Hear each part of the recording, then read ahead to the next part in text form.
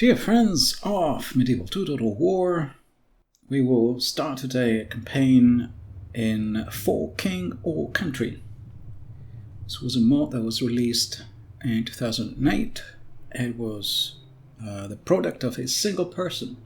His name was Alpha Delta. He was a very experienced modder. He was involved in a few other projects, and he was very active at the time. He did an amazing job single-handedly creating this mod on the English Civil War. I will not introduce the English Civil War. I assume you're all history experts, so you know what it is all about. I'm going to do a Royalist campaign. The year is 1642. There has been tension between the king and the parliament, which he had recently dissolved, and then he recalled the parliament in order to get their help to raise funds for a campaign in Ireland that was not going very well. Unfortunately, the parliament had other ideas. They were very upset that the king had dissolved the parliament. And so instead of helping the king raise an army to suppress the rebellion in Ireland, they started a war against the king, essentially. It was a very peculiar time because there was also religious animosity in the United Kingdom. There had just been, there was still a war in Europe, the 30 Years' War. Had been raging for about 20 years. Many of the generals who participated in the English Civil War were veterans of the 30 Years' War, which, as I said, had already been going on for quite some time, 24 years, I think, by this date. And both in Europe, but also in the UK, there was a lot of religious animosity. In Europe, that situation was extremely complicated, so I'm not going to go into that. But in the UK, there were essentially, you could say, two factions, religiously wise. There was the king who was supporting the Church of England, who was a Protestant church, but many of the parliamentarians were supporting a more extreme version of Protestantism, inspired by Lutheranism. And this is essentially what we mean by Puritanism. Among the things that many of the Puritans campaigned for or stood for was that music is a sin, and theater is a sin, and religious imagery is a sin, similar to idolatry. And a lot of the trappings of the services of the Church of England, the High Church, were considered Catholic friendly, perhaps. Anything that was leaning towards Catholicism, according to the Puritans, was reprehensible. It just could not be considered anything reminded of Catholicism and the services of the church. And so they had a very extreme view of Reformation, as extreme as anywhere else in Europe. Not everyone was of that view, but many of the leaders of the parliament who opposed the king, out of the opposition of the king, they took a very extreme Puritan view so as to sound as if they were correct and the king was supporting a heretical, more Catholic-leaning version of Christianity, which was unacceptable according to them. So that was the background. So I will be playing on hard, not on very hard. I find hard quite hard. I'm not quite sure, I haven't checked if it makes a huge difference to go to very hard. I expect not.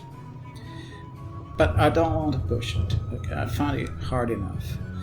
I think it's more or less the same. I can check the files, but I think knowing Alpha Delta, there's probably very little to no difference. But I'm going to stick to hard rather than very hard. I'm doing a short campaign. I have to hold 30 regions, but the total of all the regions on the map are about 35 or so. So basically I have to capture basically all the settlements except for a handful.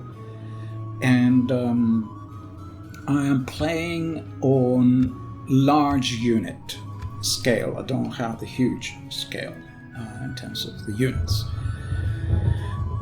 So let's get started then without further delay. Armies were very similar in this period, and not only were they very similar, you can read this while I'm talking, not only were the armies looking very similar, but within each army the regiments wore different color uniforms, and sometimes there was confusion if they wore, let's say, a red uniform in the Royalist army, and then the parliamentarians had a regiment that also wore red uniforms. It was very confusing about who was who, and if someone wore a grey uniform or a blue uniform or something else, it could still be on the same side. So it was quite confusing at the beginning.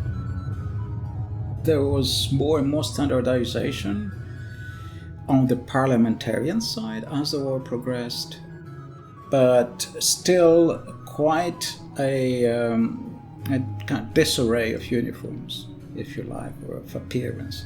On the other hand,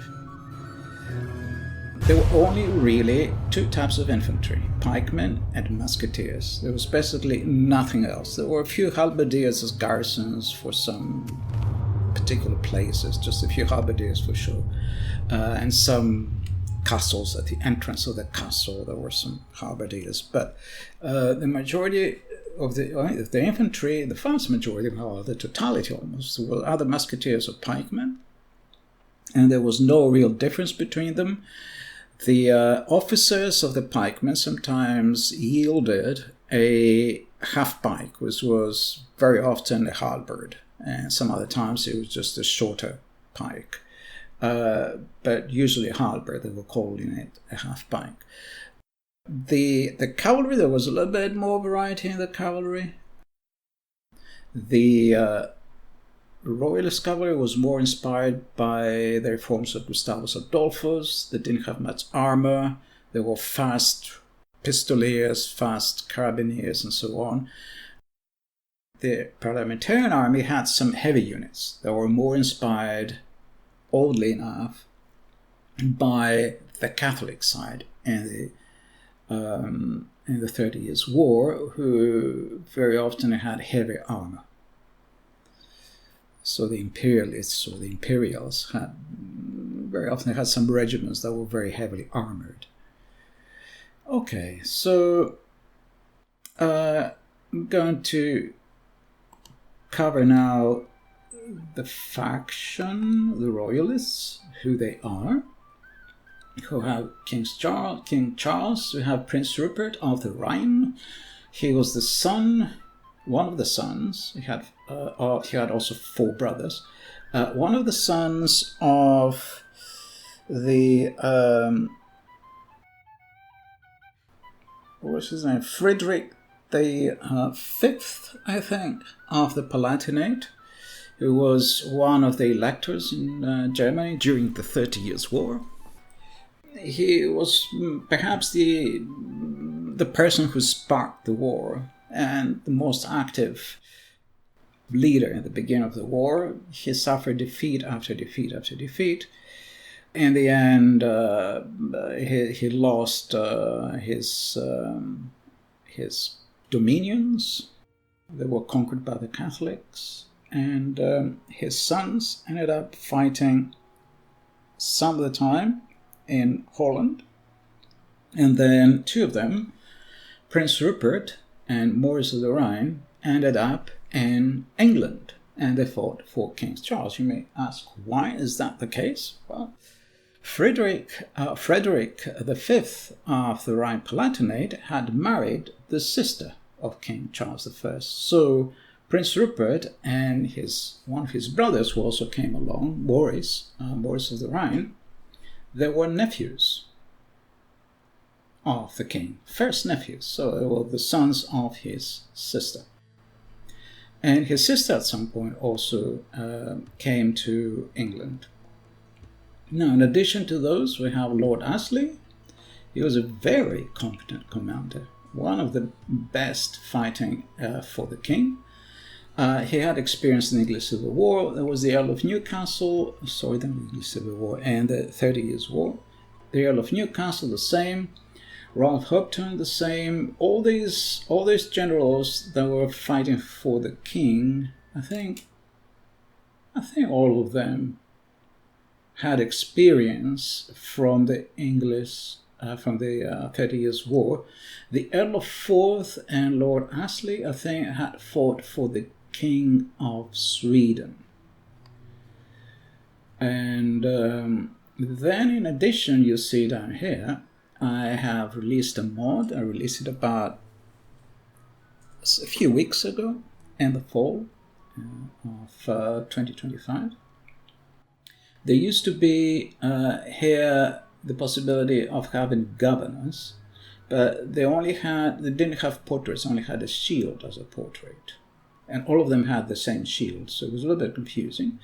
Normally only the AI could have them, but I made a mod so that the human player can also have them, and they have proper portraits that some of them sort of imitate portraits of actual characters that the portraits have perhaps survived, some of them, or several sometimes portraits of a particular character who was active in a particular region. So some of them, the government, the governor, there was someone in Arundel, there was a castle there. So it's not Arundel, but a few of the other places.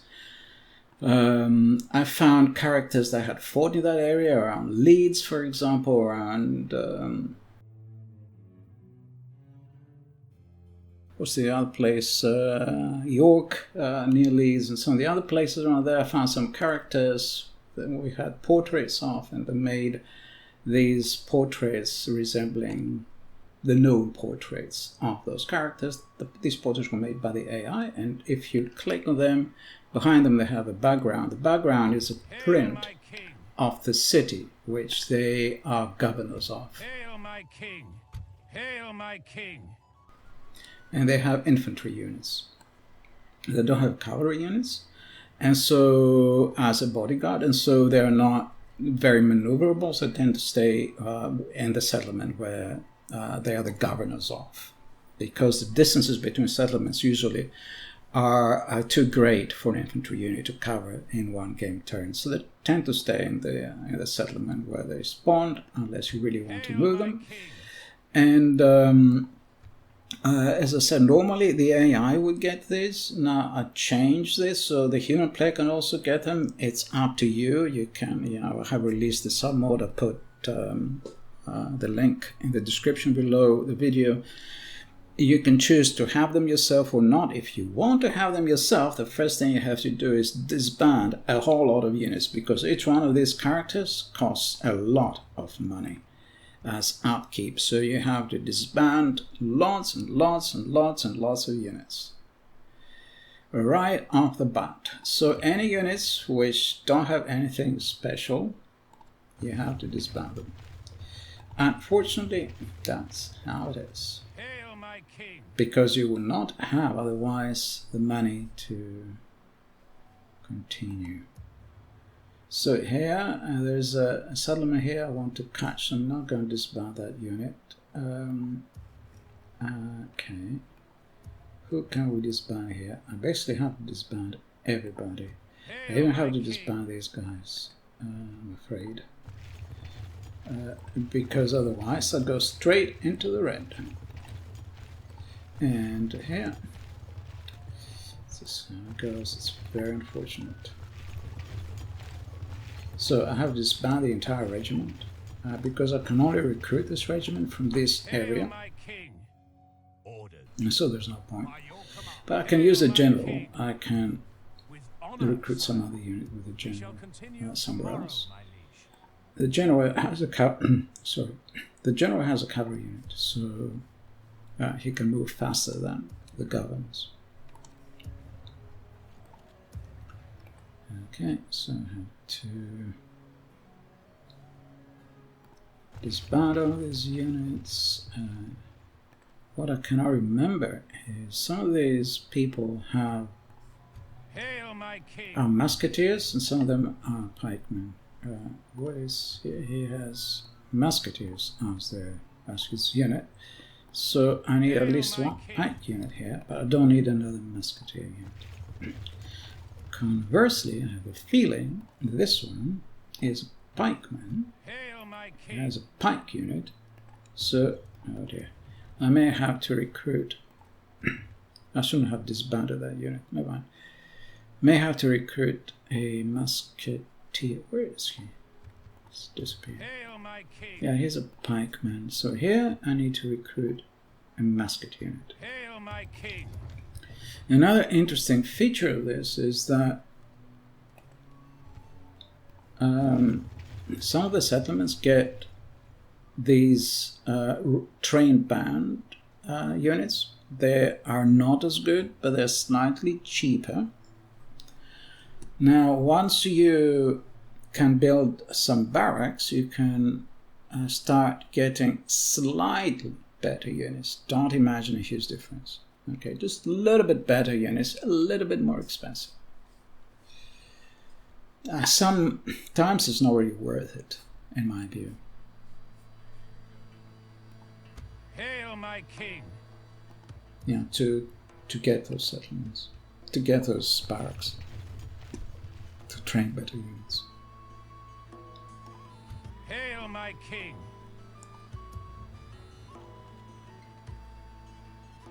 Okay, these are King's Lifeguard of Foot Musketeers. We have some here with Lord Astley. So let's put him in the settlement. Oh, we have tons. Okay, these were the ones that were inside. Sorry, I got confused. Okay, I think here's a musketeer, but we don't need all these additional units. I can't remember, is he a musketeer? Here's the guy. Let's just check. Hail my king! Here's a musketeer. He has a musketeer unit with him. Hail my king!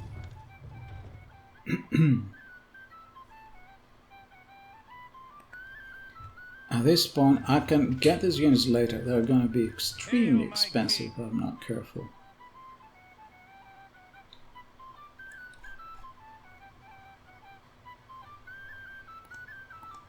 Hail my king! Hail my Oh, king! he is Earl. The Earl of Forth. Hail my Okay. king! With honor, sire. Hail my He's king! King Charles. He's staying in Oxford, but we can send him south to Leaving the rest of the force, sire. Orders. to attack one of the settlements. We don't need Sire. the best units. We don't need him for sure. As you wish. Orders. I will need him. Okay, let's do it that way. Yes, sire. Hail my king! Okay, he can head towards Oxford. In retrospect, With honor, sire. it wouldn't hurt to use some of these. So let's get those 2 units as well. And that's Rupert. So Rupert is going to have a special assignment. Before he heads off, I want to build a watchtower. Nothing shall And escape then your notice in these lands, my lord. He's going to head for Bristol. Yes. For I Gloucester. tried whipping Sorry. them, sire. And he will be Hail joined my by king. this general here. He's going to bring some artillery with him. Yes, my liege. And Hail my king. have everybody, why not? Everybody just go. Okay. Hail my king. Okay, next game turn. And Sire. what have you Hail got? my You king.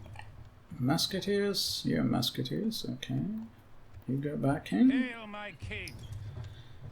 So, disband this, disband this one. There was something else I wanted to do. It's too late now. Hail my king. We shall continue tomorrow, my liege. Another thing that I want to do is take this settlement. Let's focus on this for now. And I'll head that way a little bit later. What are we doing with these people? Hail my king. Sire.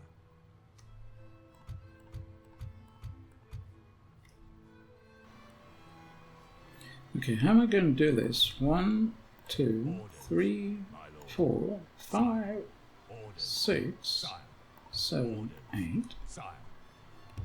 Yes, sire. Like so. Hail my king. Go there. My lord. These are dragoons. As you wish. Hail my And king. Yes, my liege. Hail my king. then the cavalry with the artillery. And we're gonna head for Leeds, which is down there. We shall continue tomorrow, my liege. So the Earl of Newcastle was one of the more capable generals of fighting for the king of the Royalists. Okay, disband more units, Hail my king. and at some point we'll have to abandon Newcastle because there will be a Scottish invasion. We'll get a warning, and then okay, so he has pikemen. Hail my king. So we don't need another pike unit. Well, we do, but we cannot afford it. Okay. And I guess we are ready to roll. Is there another? Yeah, here. Okay. There is also this. They're gonna go for Winchester. So we have to head down that way to reinforce Winchester. Here we get these units, the Rodon Regiment of Foot. And we have some more units here. Here's a general, he's not a governor. And he was a decent general during the war. A little bit erratic. So disband this unit, disband also this unit, and for the time being, My lord. send 2 of these units up north, and if they, yeah, actually I have an idea, but I do that. Okay, we can leave the garrison, and oh, I can't go, I forgot that in the winter the generals have reduced movement range. Okay. So this is one theater of war here in this area. Another very active theater of war was in this sort of area around here, and as far down as Devon and Cornwall. And a third theater of war was around York and Leeds. Then there was a very crucial settlement here in Newark. It was a fort castle held by the king, so some sieges. The king was very strong in Oxford. Oxford was not attacked until the very end of the war. But there were some battles in the air between Oxford and London. London was, of course, where the Parliament was. So here's London, no mistaken, yes. And here's Oxford.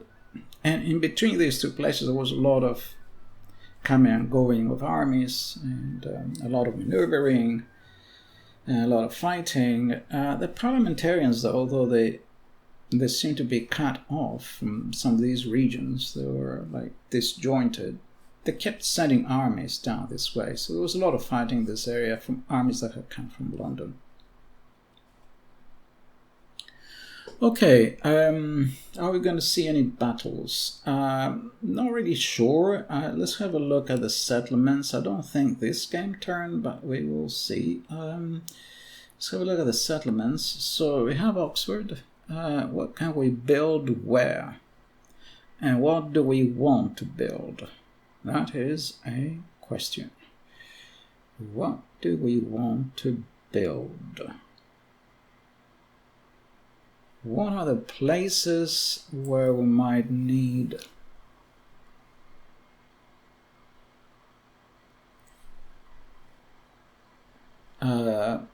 regiment units? I think one of the places is Rodon's regiment here.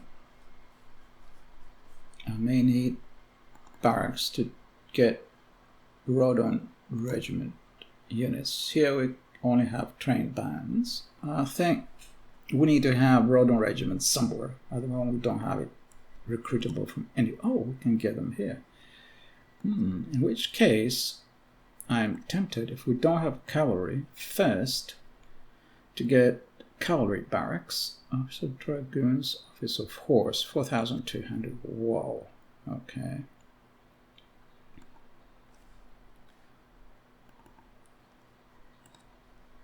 We can get cavalry there. And where else is important to be able to train units? Possibly here.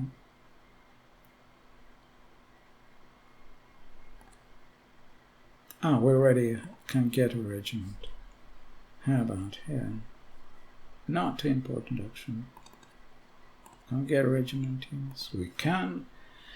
So I'm not building anything else. I'm saving all the money to see what I will need to use it for in the next game turn. So 5,600 next game turn would be in the red. Why? Okay, let's raise taxes. See what that does. I may have to disband some artillery, things like that. So let's try and raise taxes. See how much that offsets the economy.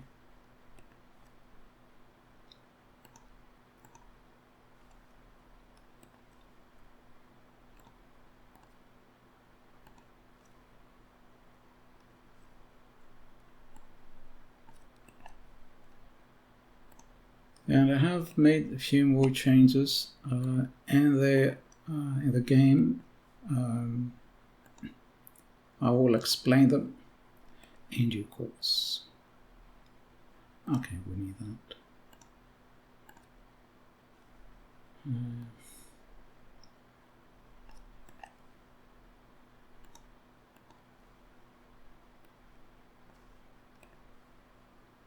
Although there were religious differences, they were not really black and white between the factions. So there were trends towards different interpretations of Christianity. But there were no hard and fast rules. You had to follow a certain system, whatever. And so the differences between the two factions are not religious, but affinity to a cause, the royalist cause or the parliament cause. And so there are buildings that change the loyalty of the population to one side or the other side.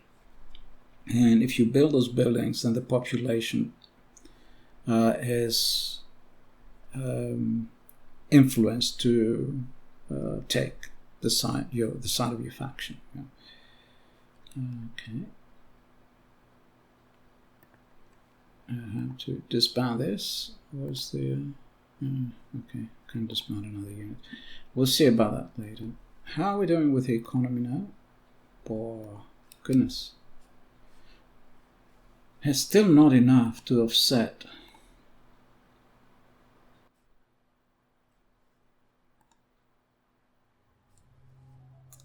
to offset the costs. 110. Who can I disband? I need to find more units to disband, I'm afraid.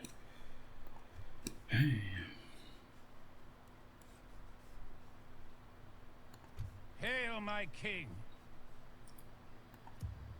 Not sure whom.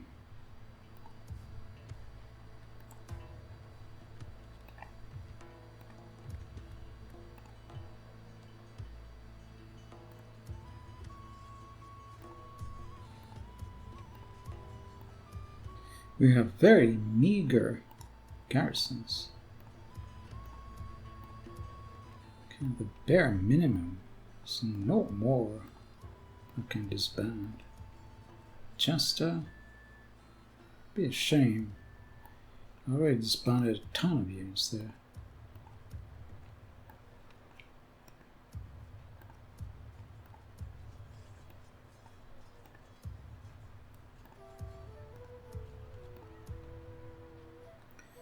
I cannot disband more units. That's just how it is. We're gonna go into the red.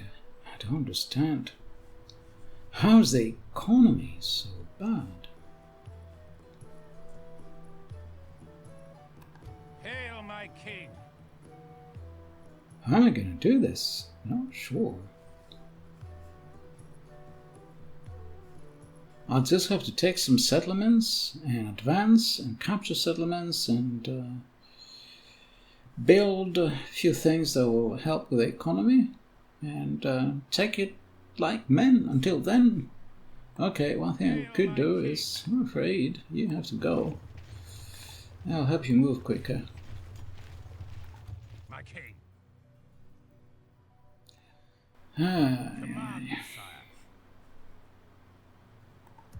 Okay. Let's see now. Okay, now we're making positive profit. Positive income. I have to hire again this artillery. Artillery could be useful, but we just have to accept that we will not have artillery. Okay.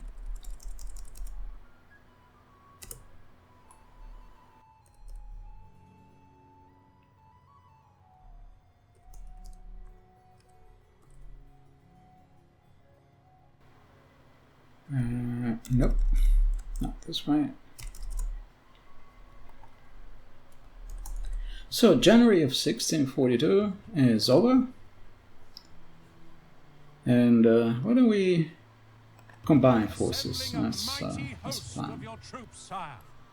Let's just quickly take this and then head for this other settlement, and these people have to head down for Reading. This settlement here. We have to be super quick. Rodon has to join the force here. Rodon was a wealthy merchant from London, this guy, and he raised the regiment. He wasn't a particularly good general. He was just a guy who had the money to raise a regiment. But that's also helpful. Why not? It's better than a kick in the teeth. That was true also of some parliamentarians as well. Let's just save it, go over to the next game turn. Oh, okay. So we're interested to help. What do we have to do? Dumfries, where's that? Okay, that is a problem. Arrest in Parliament. So every month we get an announcement like this. We've also done this in the 1648 one of what happened in that month.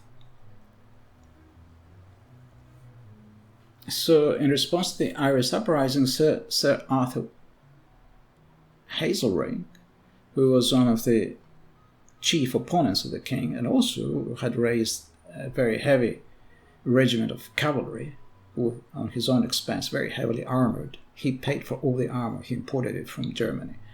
So Sir Arthur Hazelrig introduced a bill in the parliament that would take away the king's command of the army. So the king wanted the parliament to help him raise funds to suppress the rebellion in Ireland, the Parliament wanted to take the command of the army away from the king, i.e. not help him raise an army. You can't imagine the craziness of the times. And then Sir Arthur Hazelrig had also a few other parliamentarians on his side. John Pym was the most renowned among them, but a couple of others as well. And they were the ringleaders of the parliament, so they were arrested. But that backfired because the parliament then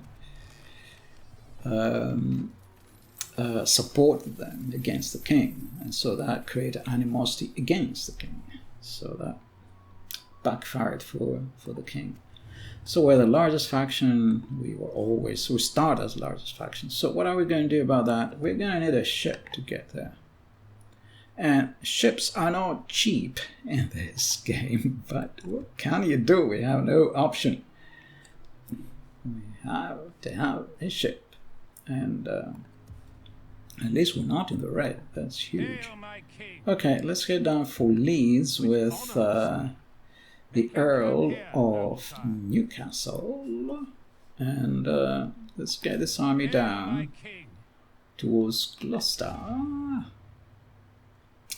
Yeah, just head down this way. Well, we can attack them. Okay. It's not as if we're not going to go to war. We are. So 1, 2. So let's do it this way. 1, 2, 3, 4, 5, 6. Can you reach? Maybe not. Well, we could have this. As you wish. Yes. Okay, Prince Rupert at the head. You attack. Yes, we attack. We attack a neutral faction. There are no diplomats, and there's more. There are no merchants, and there are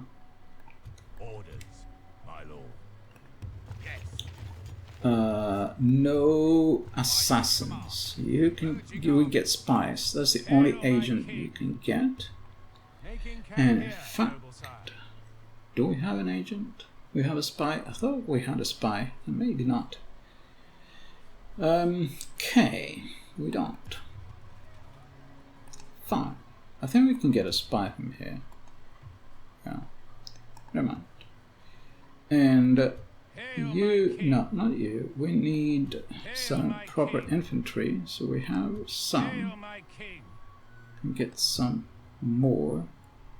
If the king is heading that way, now think about it. Sire, my lord. Orders. Sire, as you wish. Joining forces, my lord. Okay, all of you, what we could do is 1, 2, sorry, 1, 2, 3, 4, one more step forward, then the 4 dragooners, 4 dragoon units, then cavalry and artillery, and the king with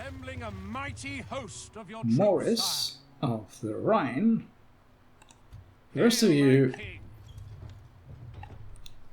stay inside Oxford and defend it. That is the plan. And the king kind of headed for Reading, and we're besieging this place. And after we take this place, then we can head in this direction, take this castle here.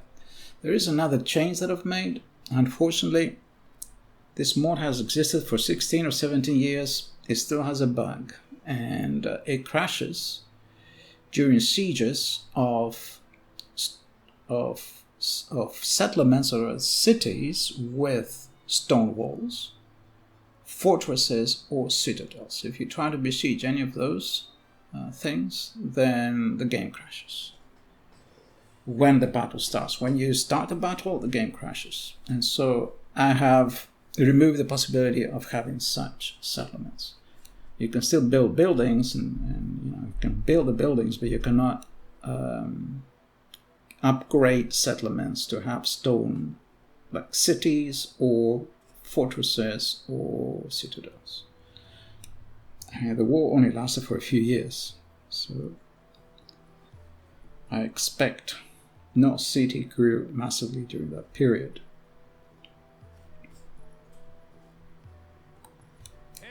Okay, this is this game turn. We can do maybe one more game turn. I don't expect anything amazing, but if something amazing happens, okay, it will be a slightly longer episode than what I was planning. So we have entered open warfare with these people, the same people as us. They're the parliamentarians, and relations have worsened.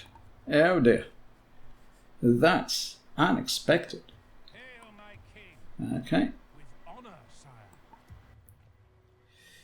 There are parliamentarian armies roaming these places. We cannot see them, but they are going to show up. There are some here. Oh, we have him as well. We cannot get him into Winchester. But, okay, let's see. Okay, and that was February.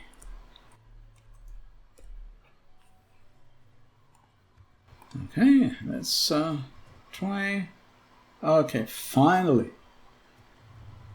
Militia ordinance is passed. What was this about?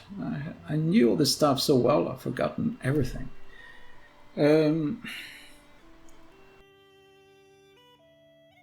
Yeah, right.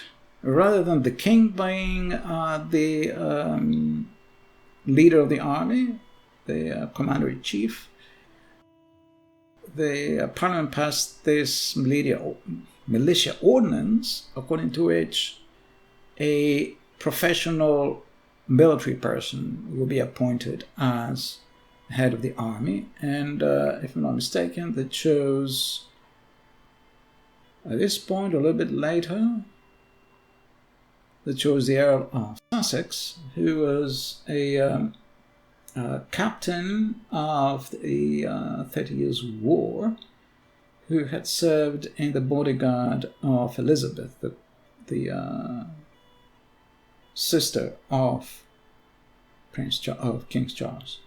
And after serving in the bodyguard of Queen Elizabeth, she was married to Frederick V of the Rhine-Palatinate.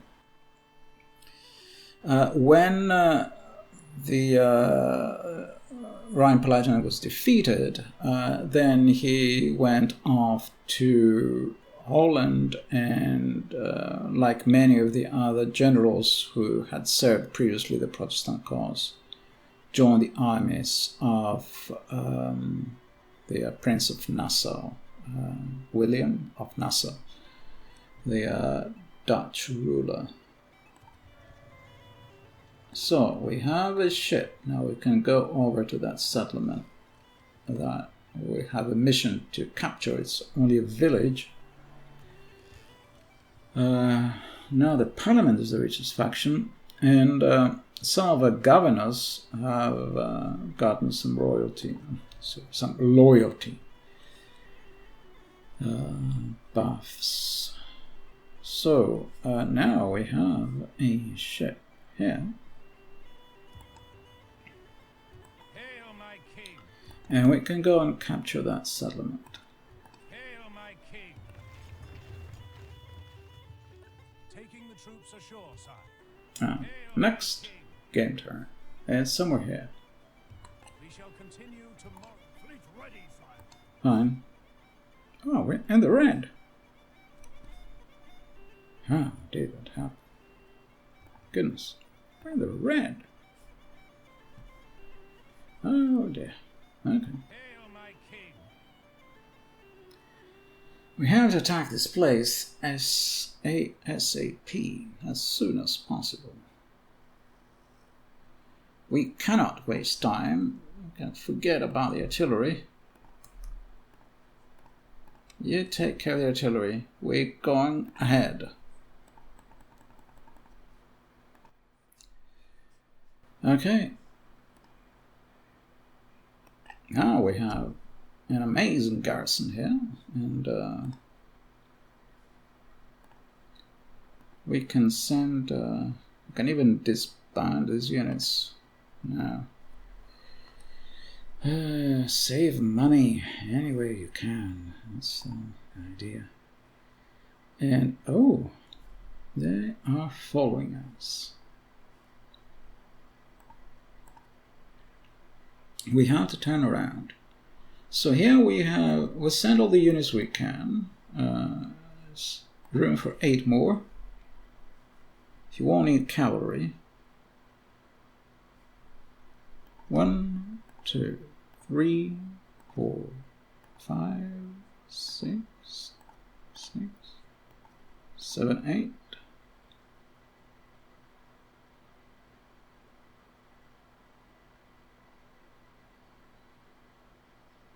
Or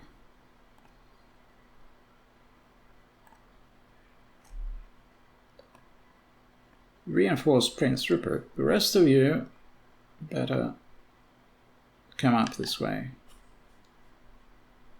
We have near full strength army here. We should be fine. Where do you go?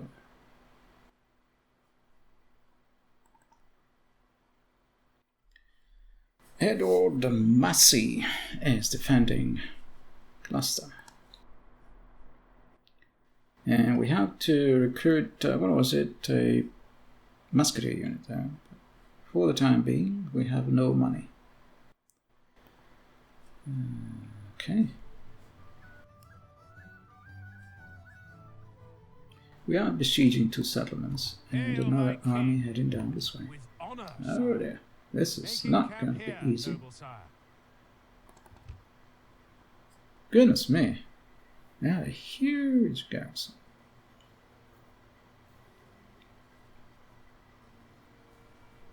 I don't think we can win this. Let's just hang out there and see what happens. That was a good move by the AI. Hail my king! Can go a little bit further. Hail my king! Hail my king!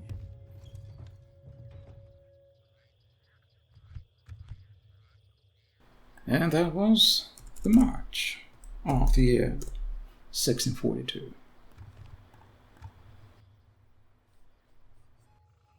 And I'm not going to go any further because it's possible that this army in Gloucester will sally out next game turn, so I don't want to move on to the next game turn. We'll do it in the next episode. Until then, thank you for watching.